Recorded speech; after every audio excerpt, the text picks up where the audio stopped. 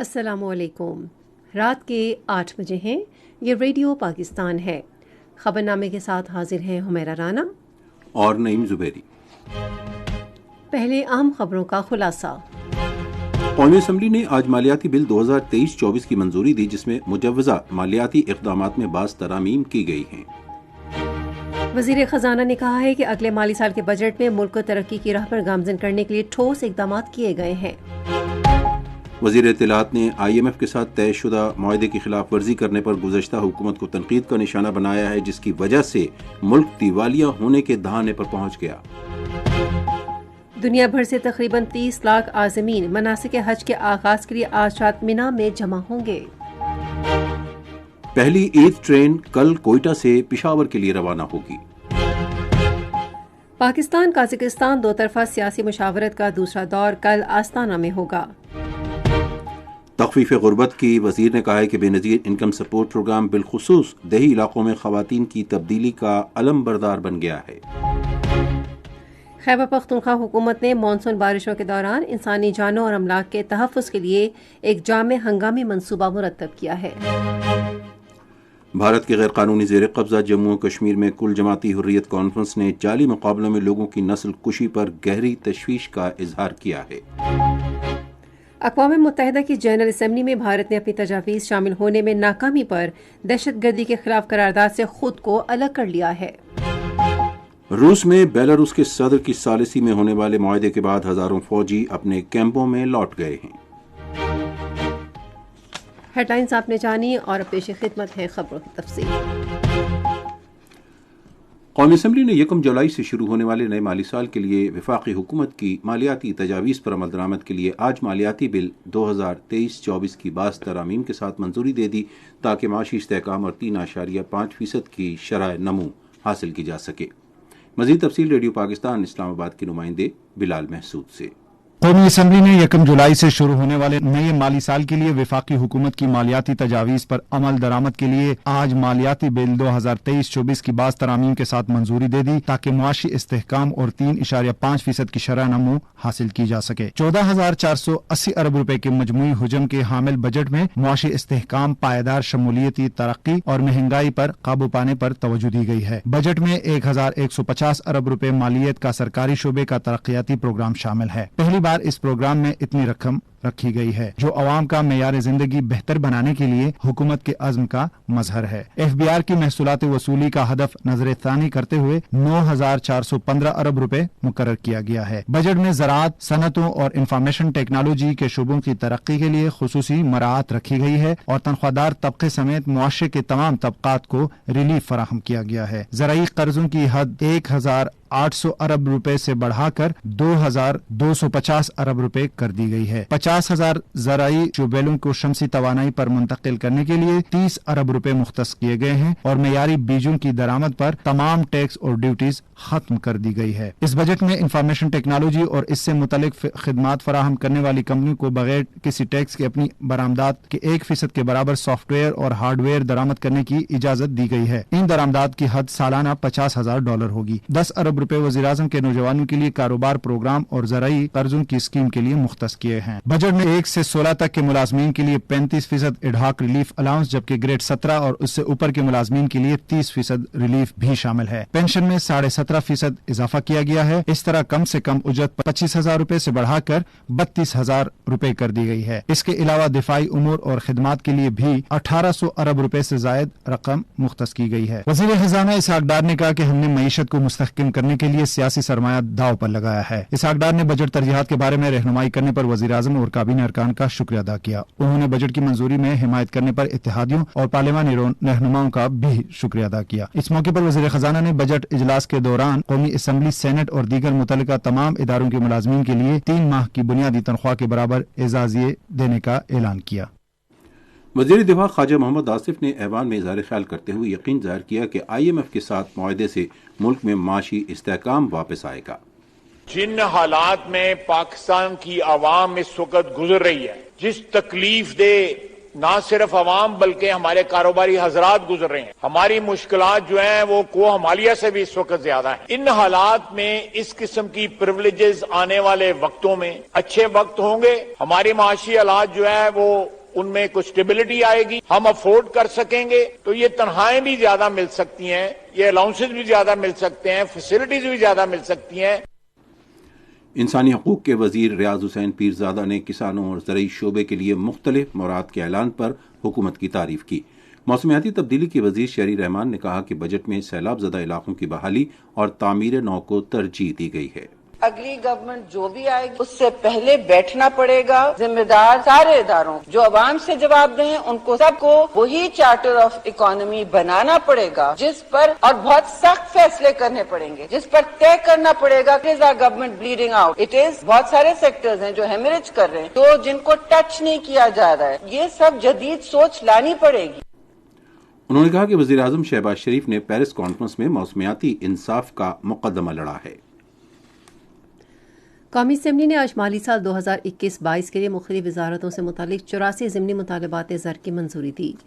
ایوان نے سال 2021-22 کے لیے مختلف وزارتوں سے متعلق 15 اضافی مطالبات زر کی منظوری بھی دی. وزیر خزانہ اسحاق ڈار نے ایوان میں منظور شدہ اخراجات 2023-24 کا شیڈول, 2021-22 اور 2022-23 کے منظور شدہ اخراجات کا ضمنی شیڈول اور 2021-2022 کے منظور شدہ اخراجات کا اضافی شیڈول بھی پیش کیا. ایوان نے آج الیکشن ایکٹ مجریہ 2017 میں مزید ترمیم کے لیے الیکشن ترمیمی بل مجریہ 2023 کی منظوری دی. یہ بل وزیر خزانہ اسحاق ڈار نے پیش کیا. سینٹ اس بل کی پہلے ہی منظوری دے چکا ہے. ایوان کا اجلاس اب اگلے مہینے کی 17 تاریخ کو شام 5 بجے ہوگا. سینٹ کے چیئرمین صادق سنجرانی نے صدر ڈاکٹر عارف الوی کی فریضہ حج کی ادائیگی کے لیے سعودی عرب روانگی کے بعد آج قائم مقام صدر کے فرائض سنبھال لیے. یہ خبریں آپ ریڈیو پاکستان سے سن رہے ہیں. وزیر اطلاعات و نشریات مریم اورنگزیب نے کہا ہے کہ جنہوں نے قومی معیشت کو برباد کیا ہے انہوں نے بین الاقوامی مالیاتی فنڈ کے ساتھ ان کے کیے گئے معاہدے کی بحالی کے امکانات پر رونا شروع کر دیا ہے. انہوں نے ایک بیان میں کہا گزشتہ حکومت نے سخت شرائط پر IMF سے سمجھوتا کیا, پھر اس کی خلاف ورزی کی اور اسے معطل کر دیا. انہوں نے کہا کہ غیر ملکی ایجنٹوں نے اقتصادی بارودی سرنگیں بچھائیں اور ملک کو دیوالیہ ہونے کے دہانے پر لے آئے. انہوں نے کہا کہ سابق وزیر اعظم نواز شریف نے اپنے عہد میں IMF کا پروگرام مکمل کر کے ملکی معیشت کو مستحکم کیا. دنیا بھر سے تقریباً 30 لاکھ عازمین مناسک حج کا آغاز کرنے کے لیے آج رات مینا میں جمع ہونا شروع ہو جائیں گے. ریڈیو پاکستان کے نمائندے جاوید اقبال نے مکہ مکرمہ سے اطلاع دی ہے کہ پاکستان کے حج مشن نے تمام عازمین کو آج رات مینا منتقل کرنے کے انتظامات مکمل کر لیے ہیں. عازمین حج کل دن اور رات خیمہ بستی میں گزارنے کے بعد کوہ عرفات روانہ ہوں گے. اکثر پاکستانی عازمین ٹرین کے ذریعے عرفات جانے کو ترجیح دیں گے کیونکہ تاریخ میں پہلی مرتبہ 63% پاکستانیوں کو ٹرین کے راستے کے قریب خیمے دیے گئے ہیں. باقی عازمین کوہ عرفات کی طرف اپنا مقدس سفر بسوں پر یا پیدل کریں گے. پاکستانی حج مشن نے عازمین پر زور دیا ہے کہ وہ اپنی روانگی کے وقت کی پابندی کریں تاکہ رش اور گرم موسم کی صورتحال میں کسی مشکل سے بچ سکیں.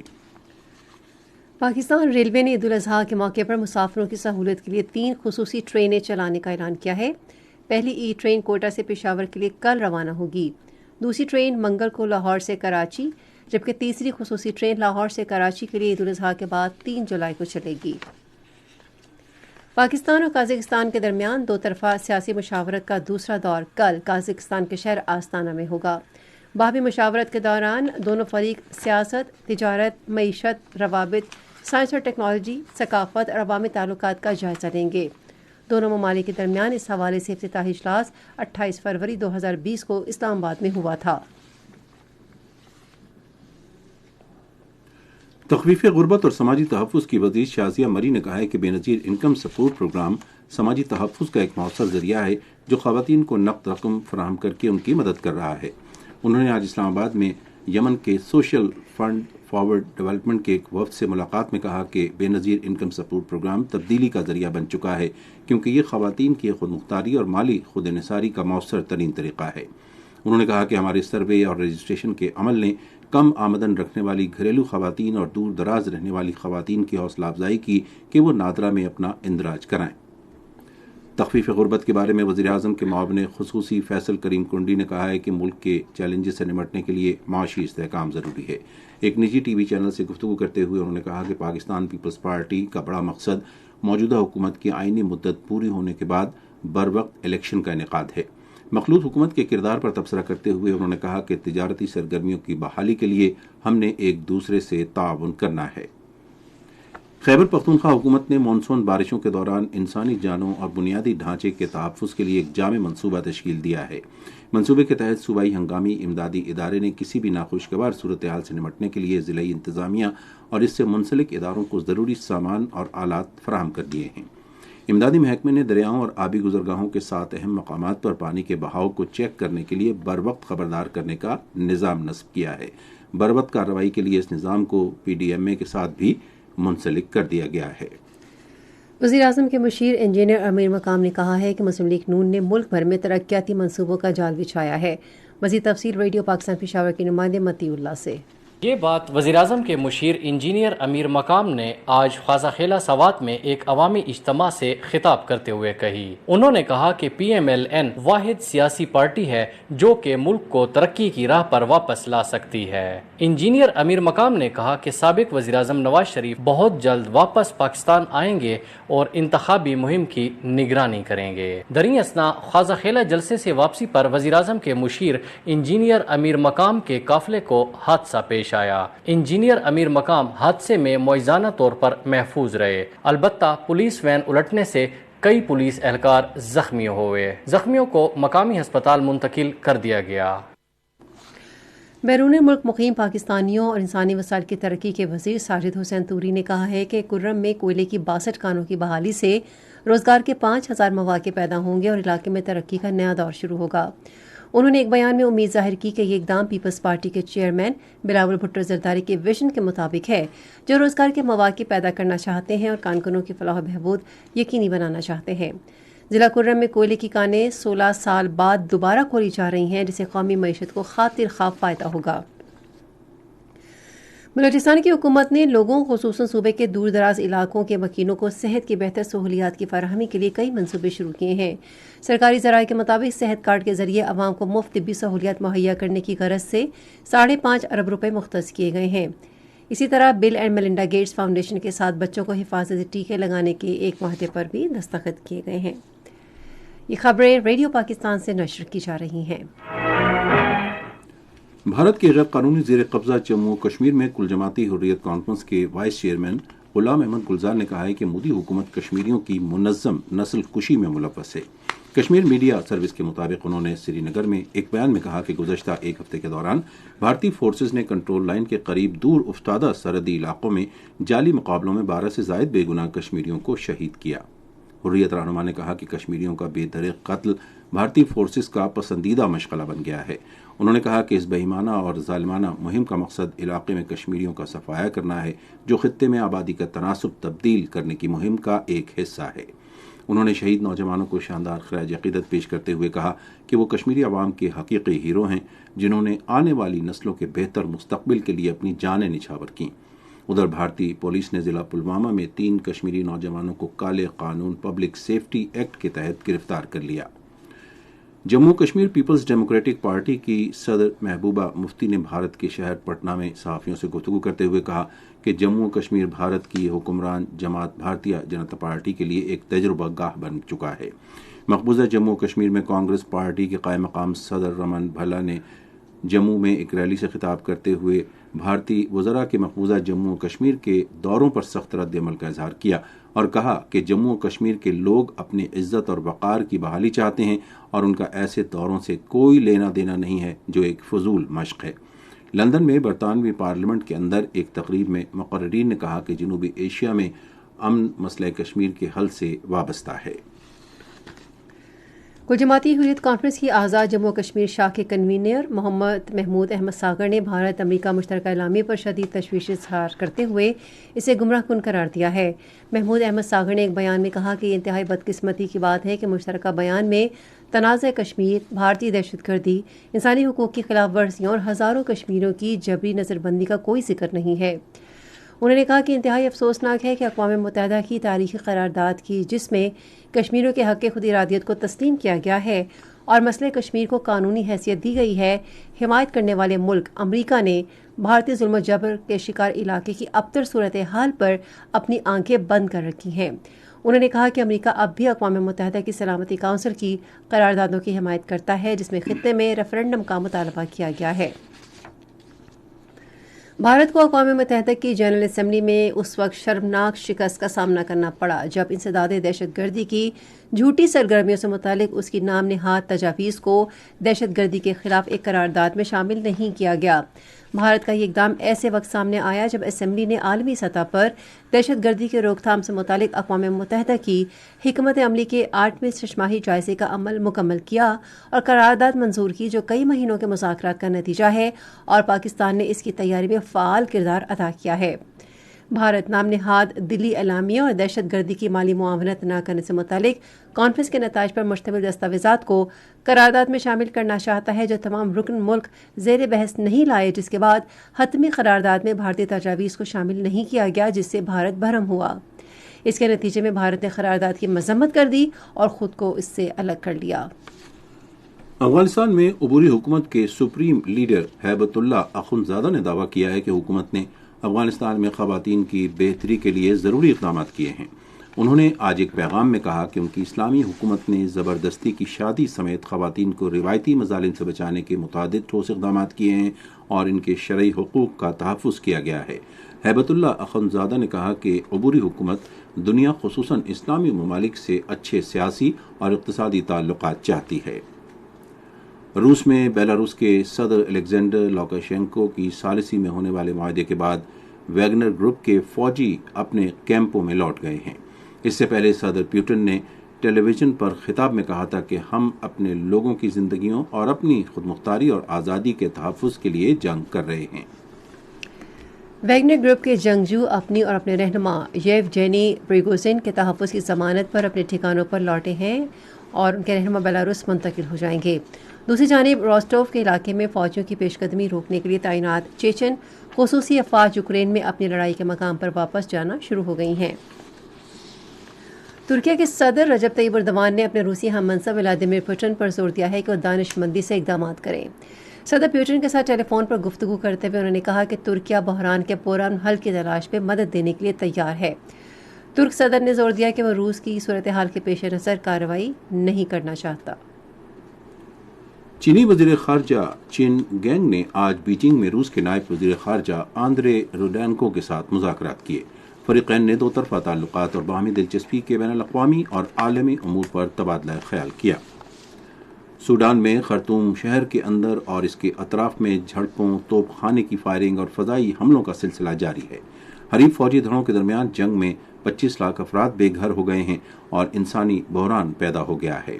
عینی شاہدین نے حالیہ دنوں میں نیالا شہر میں تشدد کی کارروائیوں میں تیزی کی اطلاع دی ہے۔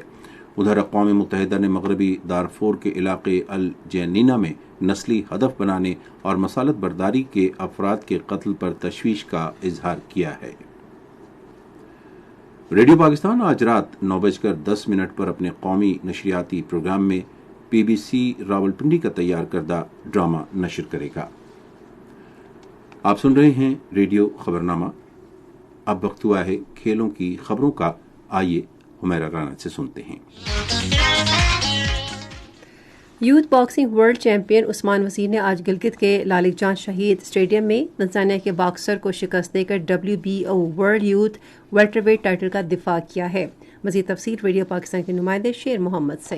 لالک جان اسٹیڈیم گلگت میں منعقدہ کراکرم انٹرنیشنل باکسنگ چیمپئن شپ کا ٹائٹل عثمان وزیر نے اپنے نام کر دیا۔ ورلڈ یوتھ باکسنگ چیمپئن عثمان وزیر نے اپنے مد مقابل تنزانیہ کے باکسر فقیری سلیم کو ہرا کر ٹائٹل جیت لیا۔ عثمان وزیر نے اپنے ٹائٹل مسلح افواج کے شہداء کے نام کر دیا۔ ٹائٹل کے پہلے 6 راؤنڈ میں حریف نے عثمان کو ٹف ٹائم دیا۔ آخری 2 راؤنڈ میں عثمان نے تابڑ توڑ حملے کی اور حریف کو بے بس کر دیا۔ عثمان وزیر 11ویں بین الاقوامی مقابلے میں فاتح قرار پایا، جو 11-0 کے سکور سے اب تک ناقابل شکست رہا ہے۔ جرمنی میں جاری 16ویں خصوصی اولمپک ورلڈ گیمز کے دوران پاکستان نے مزید 2 سونے کے تمغے جیت لیے ہیں۔ اب تک بین الاقوامی مقابلے میں پاکستان نے 9 سونے کے تمغے اپنے نام کر لیے ہیں۔ پاکستانی ایتھلیٹ محمد لقمان نے 100 میٹر کی ریس میں سونے کا تمغہ جیتا، جبکہ پاور لفٹر حبیب اللہ نے ڈیڈ لفٹ کی 83 کلو گرام کیٹیگری میں سونے کا تمغہ حاصل کیا۔ لقمان نے 100 میٹر کا فاصلہ 15.21 سیکنڈ میں طے کر کے سونے کا تمغہ جیتا۔ انہوں نے لانگ جمپ مقابلے میں چاندی کا تمغہ بھی جیتا، تاہم حبیب اللہ نے بینچ پریس اور کمبائنڈ ویٹ میں چاندی کا تمغہ حاصل کیا۔ دوسری جانب پاکستان کے منیر فائز نے 300 میٹر دوڑ کا فاصلہ 10.11 منٹ میں طے کر کے چاندی کا تمغہ جیتا۔ ایک روز قبل پاکستان کی فائزہ ناصر اور ناہید خان نے بیڈمنٹن ویمنز ڈبلز یونیفارمڈ مقابلے میں گولڈ میڈل جیتا تھا۔ وکٹ کیپر بلے باز Muhammad Haris ACC emerging Asia cup کے دوران پاکستان شاہینز کی کپتانی کریں گے۔ یہ ٹورنامنٹ 14 سے 23 جولائی تک سری لنکا میں کھیلا جائے گا۔ پاکستان کرکٹ بورڈ نے اعلان کیا ہے کہ PCB چیئرمین کے انتخاب کے لیے الیکشن رواں ماہ کی 27 تاریخ کو ہوگا۔ PCB کے اعلامیے کے مطابق اس عہدے کے لیے الیکشن لاہور میں اس کے ہیڈ کوارٹرز میں منعقد ہوگا۔ زمبابوے کرکٹ نے T10 گلوبل سپورٹس اور لاہور قلندرز کے ساتھ اشتراک کا اعلان کیا ہے، جس کا مقصد ابھرتے ہوئے کرکٹ ٹیلنٹ کو فروغ دینا اور نئے کھلاڑیوں کو مواقع فراہم کرنا ہے۔ اس اشتراک کے تحت زمبابوے کرکٹ اپنے ملک میں مستقبل کے بہتر کھلاڑیوں کو تلاش کر کے ان کی صلاحیتوں کو نکھارے گا۔ اور پہلا MA ریفری انسٹرکچر کورس محمد روزدیسی یعقوب کی سرپرستی میں آج فٹ بال ہاؤس لاہور میں ختم ہو گیا۔ اختتامی تقریب میں کورس کے سربراہ ہارون ملک نے ریفریوں کو فیفا اور AFC کے معیار کے مطابق نئی چیزیں سکھانے پر روزدیسی کا شکریہ ادا کیا۔ اور اب کچھ خبریں ہم جانتے ہیں تجارت کی دنیا سے۔ SAARC chamber of commerce and industry کے سابق صدر افتخار علی ملک نے کہا ہے کہ پاکستان کا جغرافیائی اور تصویراتی مقام سہ ملکی تجارت کو بڑھانے کے علاوہ بہتر اور مؤثر علاقائی معاشی انضمام کے لیے بحری راستوں کے ذریعے وسط ایشیائی ممالک کے ساتھ رابطوں کے لیے بہترین محل وقوع ہے۔ مسلم خان بنیری کی قیادت میں صنعت کاروں کا ایک وفد سے باتیں کرتے ہوئے انہوں نے کہا کہ وسط ایشیائی ممالک کے ساتھ کوئی سمندری سرحد نہیں لگتی، اس لیے پاکستان کا بہترین محل وقوع ان ممالک کو برآمدات اور درآمدات کے لیے پرامن اور مختصر ترین سمندری راستہ فراہم کرتا ہے۔ ایوان صنعت و تجارت لاہور نے میثاق معیشت کے لیے سیاستدانوں کے خیالات کا خیر مقدم کیا ہے اور اس کو LCCI کی انتھک کوششوں کا نتیجہ قرار دیا ہے۔ ایک بیان میں ایوان صنعت و تجارت لاہور کے صدر کاشف انور نے کہا کہ یہ بات انتہائی خوش آئند ہے کہ سیاستدانوں نے میثاق معیشت کے LCCI کی تجویز کو سنجیدگی سے لیا ہے۔ LCCI کے صدر نے بتایا کہ انہوں نے سینٹ سمیت ہر فورم پر سیاستدانوں پر زور دیا ہے کہ وہ سیاسی جماعتوں کو اپنے اختلافات ایک طرف رکھ کر ملکی معیشت کی بحالی کے لیے میثاق معیشت پر دستخط کریں۔ انہوں نے کہا کہ LCCI نے ایک میثاق معیشت بھی تیار کیا ہے اور معیشت کی خاطر اسے سیاستدانوں کے سامنے بھی رکھا ہے۔ آل پاکستان ٹیکسٹائل ملز ایسوسی ایشن کی انتظامیہ نے ملوں کی بندش کے بارے میں پروپیگنڈے کی سخت مذمت کی ہے۔ ترجمان کے مطابق ایپٹما نے ملوں کی بندش کے بارے میں ایسا کوئی بیان جاری نہیں کیا۔ انہوں نے کہا کہ ایپٹما اسی افواہوں کی سختی سے تردید کرتی ہے۔ وفاقی ٹیکس محتسب کے کوارڈینیٹر مہر کاشف یونس نے چھوٹے اور درمیانے درجے کے کاروبار کی ترقی پر زور دیا ہے، جو کسی بھی ملک کی معاشی ترقی اور خام ملکی پیداوار میں کلیدی کردار ادا کرتے ہیں۔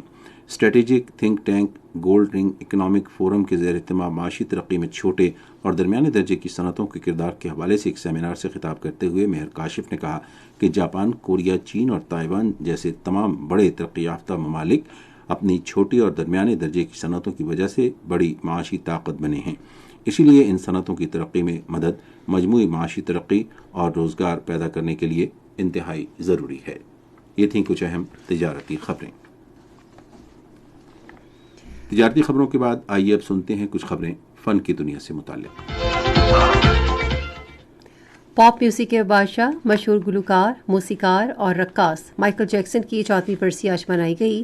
مزید تفصیلات کراچی سے ہمارے نمائندے محمد وقاص سے۔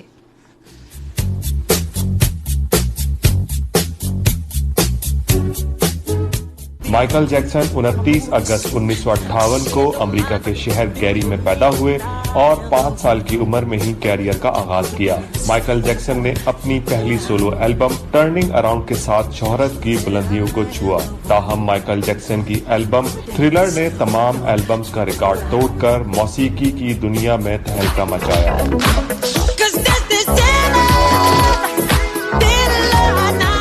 البم تھرلر اب تک دنیا کا سب سے زیادہ فروخت ہونے والا البم ہے۔ مائیکل جیکسن کے گانے اور ڈانس کے سٹائل آج بھی ہر عمر کے فرد میں مشہور ہیں۔ مائیکل جیکسن کے انوکھے ڈانس سٹائل کا دنیا میں کافی چرچا رہا اور مون واک نے تو ڈانس کی دنیا میں تہلکہ مچا دیا۔ مائیکل جیکسن کا آخری album Michael Jackson this is it تھا۔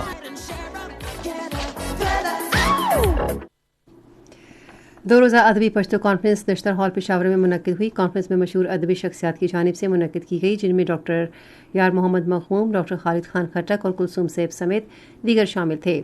خیبر پختونخوا ثقافت اور سیاحتی اتھارٹی نے پشتو ہجرگاہ پاکستان کی شراکت سے کانفرنس منعقد کی۔ اس کانفرنس کا مقصد ادبی شخصیات، خاص طور پر شاعروں اور پشتو ادب کے مفکرین کے لیے ایک پلیٹ فارم فراہم کرنا ہے جہاں وہ زبان اور ادب کی حفاظت اور فروغ کے حوالے سے اپنے کام کی پذیرائی حاصل کر سکیں۔ شاعرہ حافظہ طاہر نے شاعری کا نیا مجموعہ تحریر کیا ہے جو جلد شائع ہوگا۔ ایک انٹرویو میں انہوں نے کہا کہ ان کا پہلا پنجابی شاعری کا مجموعہ نار سجن دے رہیے کچھ سال قبل شائع ہوا، جو پنجابی شاعری کا ذوق رکھنے والوں نے بہت پسند کیا۔ پاکستانی فلم آر پار عید الاضحیٰ پر نمائش کے لیے تیار ہے۔ آر پار فلم دوستوں کے درمیان پیچیدہ تعلقات، سیاست، پیار اور انسانی جذبات پر مبنی فلم ہے۔ فلم کی کاسٹ میں معمر رانا، ارم اختر، اوکاشا گل اور شمائل خان جیسے مشہور نام شامل ہیں۔ اور احمد علی اکبر اور منشا پاشا کا drama idiot is an ode to all the misfits جلد نمائش کے لیے پیش ہوگا۔ یہ ڈرامہ ایک آدمی کے گرد گھومتا ہے جو مسلسل سوال کرتا ہے اور مشکلات کا سامنا کرتا ہے، ایک منصفانہ دنیا کے لیے لڑتا ہے۔ انجم شہزاد کی ہدایت کاری میں بننے والے ڈرامے ایڈیٹ کو کفایت روڈانی نے تحریر کیا ہے، جو رواں ماہ نشر کیا جائے گا۔ نیم زباری سے جانتے ہیں کہ سائنس کی دنیا میں کیا ہو رہا ہے۔ ایک نئی تحقیق میں انکشاف کیا گیا ہے کہ صحت افزا غذا سمیت پھل کھانے والے افراد میں ذیابیطس کے خطرات کم ہو جاتے ہیں۔ یہ تحقیق آسٹریلیا کے پرتھ غذائی تحقیقی ادارے میں کی گئی ہے۔ تحقیق میں کہا گیا ہے کہ پھل استعمال کرنے والے افراد میں ذیابیطس ٹائپ 2 بیماری کے امکانات 36% کم ہو جاتے ہیں۔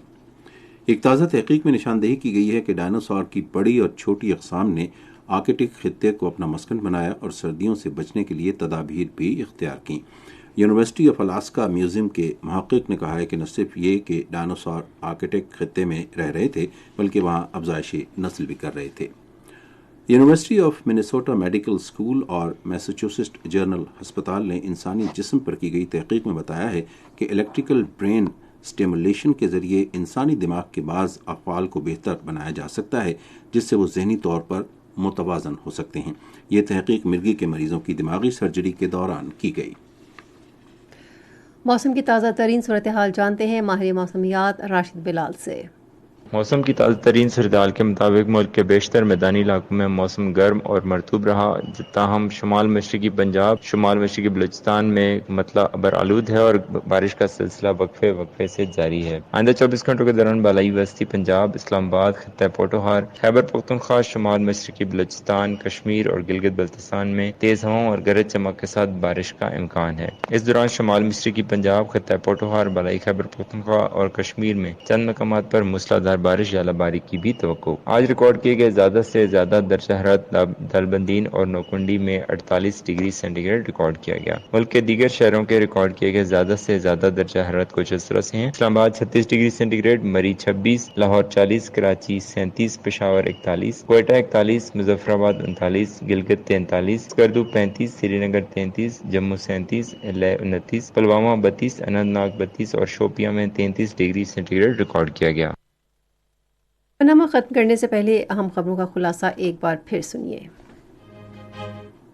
قومی اسمبلی نے آج مالیاتی بل 2023-24 کی منظوری دی، جس میں مجوزہ مالیاتی اقدامات میں بعض ترامیم کی گئی ہیں۔ وزیر خزانہ نے کہا ہے کہ اگلے مالی سال کے بجٹ میں ملک کو ترقی کی راہ پر گامزن کرنے کے لیے ٹھوس اقدامات کیے گئے ہیں۔ دنیا بھر سے تقریباً 30 لاکھ عازمین مناسک حج کے آغاز کے لیے آج رات مینا میں جمع ہوں گے۔ پہلی ای ٹرین کل کوئٹہ سے پشاور کے لیے روانہ ہوگی۔ پاکستان قازقستان دو طرفہ سیاسی مشاورت کا دوسرا دور کل آستانہ میں ہوگا۔ اور خیبر پختونخوا حکومت نے مانسون بارشوں کے دوران انسانی جانوں اور املاک کے تحفظ کے لیے ایک جامع ہنگامی منصوبہ مرتب کیا ہے۔ خبرنامہ آپ نے سنا۔ پینل انجینئر تھے اظہر مغل، سپروائزر شعبہ اردو منصور الرشید، مدیر ہوم ڈیسک یاسر اسلم، مدیر فورن ڈیسک کمل شمیم. مدیر اعلیٰ رانا غلام مصطفیٰ، نگران اعلیٰ امان اللہ سپرا. پیشکش شعبہ خبر ریڈیو پاکستان. مزید خبروں اور تجزیوں کے لیے ہماری ویب سائٹ ہے radio.gov.pk اور آپ ریڈیو پاکستان کے آفیشیل فیس بک پیج ریڈیو پاکستان نیوز پر خبرنامے کی براہ راست ویڈیو اسٹریمنگ بھی ملاحظہ کر سکتے ہیں. اس کے ساتھ ہی ہمیرا رانا، نعیم زبیری اور پوری ٹیم کو اجازت دیجیے. اللہ حافظ و نصر.